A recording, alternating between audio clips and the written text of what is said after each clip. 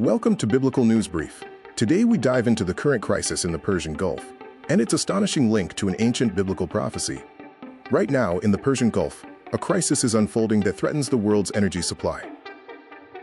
Iran has taken unprecedented action, holding the entire world's oil supply hostage. They've blocked the Strait of Hormuz, a narrow, critical waterway where roughly 20% of all the world's oil passes through every single day. But here's the connection often missed. The nation at the center of this, Iran, was known in the ancient world as Persia, and Persia appears by name in one of the most specific and debated prophecies in the entire Bible. Let's review the current news context. 4 weeks ago, the United States and Israel launched joint military strikes against Iran. Since then, the region has been in full-scale conflict, with over 1,750 people killed in 4 weeks of US and Israeli strikes, and Iran firing back. Iran's response was blocking the Strait of Hormuz, the single most important energy choke point on Earth. This immediately spikes oil prices and halts natural gas production in Gulf nations like Qatar. Iran is demanding formal control over the strait, war reparations, and a complete reshuffling of decades-old alliances, effectively rewriting the entire Middle East order in real time. The Book of Ezekiel, written around 593 BC, contains one of the most geographically specific prophecies in all of Scripture. In Ezekiel chapter 38, God speaks of a future coalition of nations that will come against Israel in the last days. The nations listed are remarkably specific. Ezekiel chapter 38 verse 5 reads, "Persia, Cush, and Put will be with them."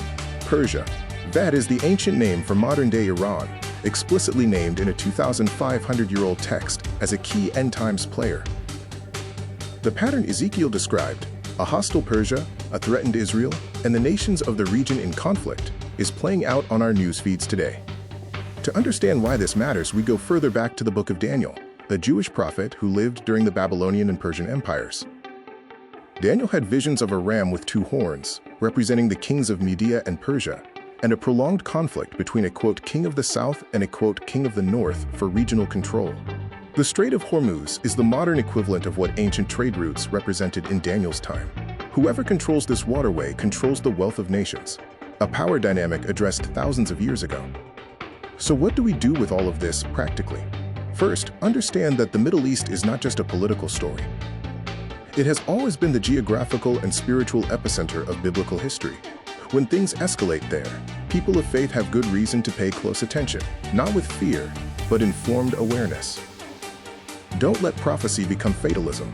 Ezekiel was writing so that people would recognize the hand of God in history and respond with faith, prayer, and purpose, seeing the real people caught in the middle of these power plays.